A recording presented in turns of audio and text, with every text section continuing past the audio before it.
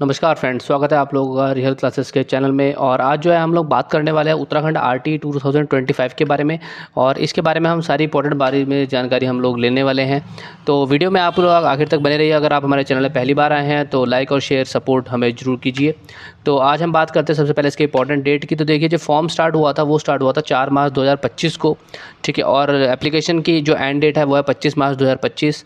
और अगर इसको आप जब जैसे फिल कर लेते हैं तो आपको अपने खंड शिक्षा अधिकारी को इसके पास जमा करके आना पड़ेगा, ठीक है। जिसकी जो डेट है वो है 26 मार्च 2025 को आपको इसको जमा कराना पड़ेगा, तभी ये माना जाएगा। तो आपके आसपास जो खंड शिक्षा अधिकारी होगा उसके बारे में जानकारी आप अपने आसपास के स्कूल से पता कर सकते हैं, ठीक है। हर क्षेत्र का अलग अलग हिसाब होगा उत्तराखंड के हिसाब से, ठीक है। और बात करें इसके रिज़ल्ट की, तो वो रिज़ल्ट अभी जैसे ही आएगा तो मैं अपने वीडियो जो है चैनल पर अपलोड कर दूँगा, तो आप लोग उससे भी अवगत हो सकते हैं। तो अब बात करते हैं इसके अंदर कि क्या क्या यहाँ पे इंपॉर्टेंट डॉक्यूमेंट्स लगने वाले हैं अगर आप लोग इस फॉर्म को फिलअप करेंगे। तो सबसे पहले बच्चे का बर्थ सर्टिफिकेट आपके पास होना चाहिए। अगर बर्थ सर्टिफिकेट नहीं है तो आप लोग इसको अप्लाई नहीं कर सकते। होता क्या है कि किसी दूसरे राज्य के बच्चे यहाँ पे पढ़ने आते हैं और माँ बाप जो है काम के सिलसिले से यहाँ पे आते हैं, तो सोचते हैं कि उत्तराखंड का आरटी का फॉर्म भर पाएंगे।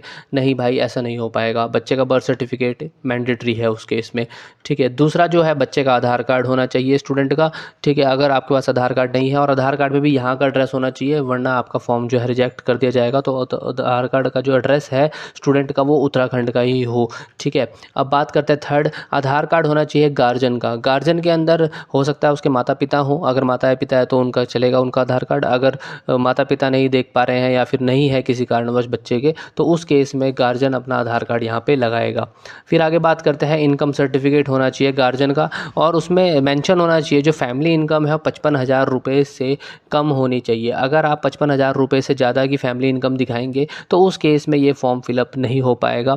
इनकम सर्टिफिकेट वाला कैटेगरी आपके ऊपर एप्लीकेबल नहीं होगी। तो इस चीज़ का ध्यान रखिए। अगर आप इनकम सर्टिफिकेट आपने अप्लाई कर दिया है, ठीक है, और उस पे 55,000 से ऊपर की अगर आप लोगों ने इनकम शो करी है तो ये फॉर्म फिलअप नहीं हो पाएगा। अच्छा, कुछ लोग जो है इनकम सर्टिफिकेट अपने वार्ड मेंबर से लिखवा के लेते हैं। देखिए, वो नहीं चलने वाला। जो तहसीलदार पटवारी जो वाला जो होता है, तहसील से जो बन के आता है, केवल वो ही इसके अंदर इनकम सर्टिफिकेट लगेगा।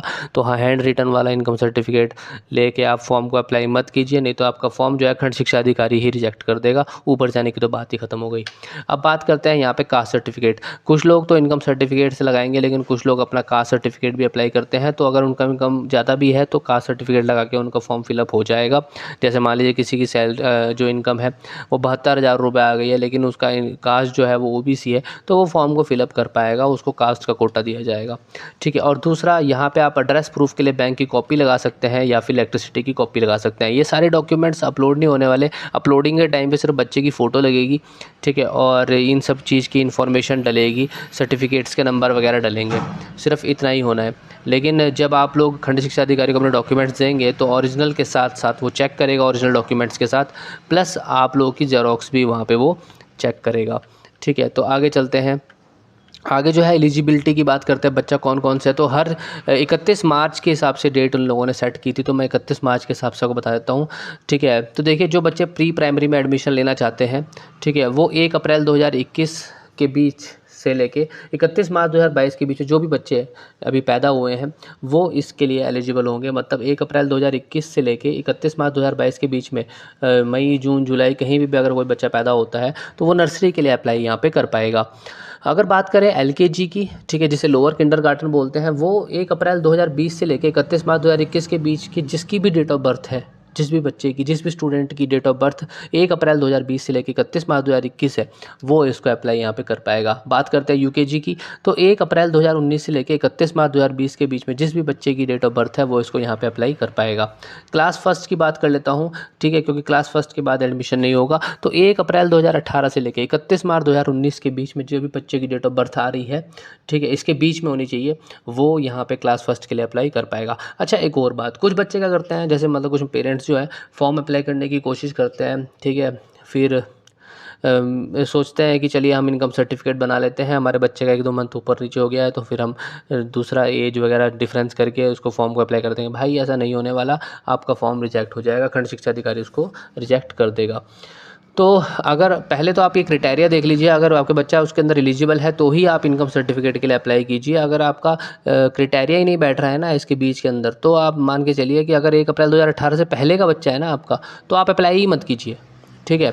आप इनकम सर्टिफिकेट के लिए अप्लाई मत कीजिए, क्योंकि अब आप जो है उस एलिजिबिलिटी से बाहर हो चुके हैं। यहाँ पे जो एडमिशन होगा लास्ट वो होगा क्लास फर्स्ट तक के बच्चे का, और 1 अप्रैल 2018 से जो पहले के बच्चे हैं वो इसको अप्लाई ना कीजिए। चलिए अब बात करते हैं कुछ इंपॉर्टेंट यहाँ पे, ठीक है। तो यहाँ पे स्कूल का सिलेक्शन बहुत इंपॉर्टेंट है, क्योंकि कुछ बच्चों के स्कूल्स आ रहे हैं, कुछ बच्चों के नहीं आ रहे, तो उसके लिए मैं आप लोगों को गाइडलाइन बता देता हूँ।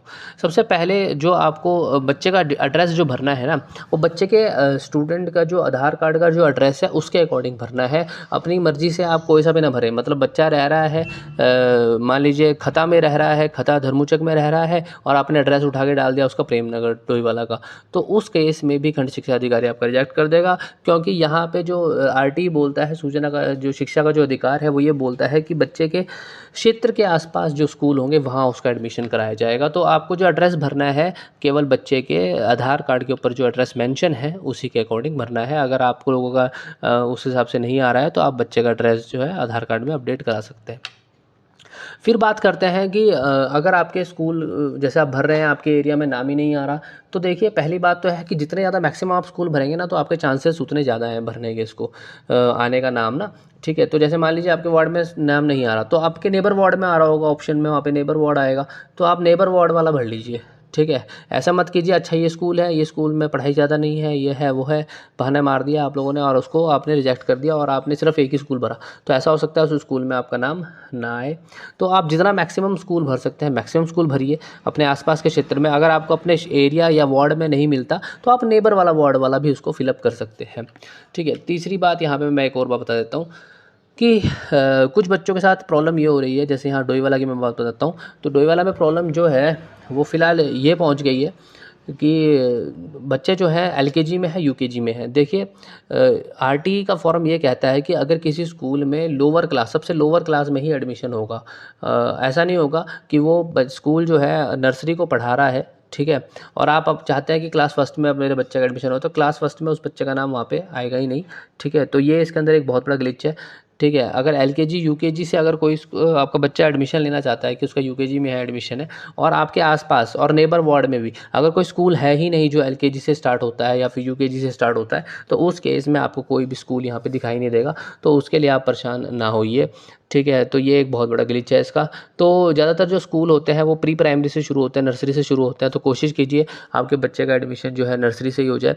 और कुछ स्कूल्स हैं जो क्लास फर्स्ट से एडमिशन लेते हैं, तो कुछ क्लास फर्स्ट है, लेकिन एलकेजी यूकेजी वाला कोई स्कूल आपको नहीं मिलने वाला, तो बहुत कम चांस है। हो सकता है आपके एरिया में हो, ठीक है, लेकिन मैक्सिमम केस के अंदर क्या होता है, या तो वो स्कूल नर्सरी से स्टार्ट होता है या तो स्कूल जो है आपका क्लास फर्स्ट से स्टार्ट होता है। तो इस चीज़ का थोड़ा ध्यान रखिए। अगर आपके नेबर वार्ड और आपके वार्ड में कोई स्कूल नहीं आ रहा, तो उसका सबसे बड़ा रीज़न जो है यही हो सकता है, तो फिर आप अगली बार ट्राई कर सकते हैं। अच्छा, अगर डेट निकल जाए तो क्या करें, इनकम सर्टिफिकेट लास्ट बना है तो क्या करें। तो एक बात का और ध्यान दीजिए, ये आरटीई के फॉर्म 2 बार आते हैं, एक बार ये और आएगा, तो उसके लिए क्या करना है आपको, चैनल के साथ आप जुड़े रहिए, ठीक है। मुझे कमेंट पास कर दीजिए, जैसे ही इसका दोबारा फॉर्म आएगा मैं उसके लिए दोबारा से वीडियो लेके आऊँगा और आप लोगों के लिए इंपॉर्टेंट इन्फॉर्मेशन लेके आऊँगा। ऐसी वीडियोज़ मैं डालता रहता हूँ, तो उसके लिए आप चैनल को सब्सक्राइब जरूर कर लीजिए। वीडियो देखने के लिए आप लोगों का बहुत बहुत धन्यवाद। अगर आपको पसंद आया वीडियो और हमारी जानकारी अच्छी लगी हो तो आप इसे लाइक ज़रूर कीजिए, अपने दोस्तों के साथ शेयर कीजिए जो अभी फॉर्म को फिलअप करने वाले हैं या फिर भविष्य फिलअप करेंगे, और हमारे इसको सब्सक्राइब जरूर कीजिए। और हमारे इसी तरीके से और अपडेट्स के लिए हमारे चैनल के साथ जुड़े रहें। मिलते हैं आप लोगों से किसी नेक्स्ट वीडियो में, देखने के लिए धन्यवाद।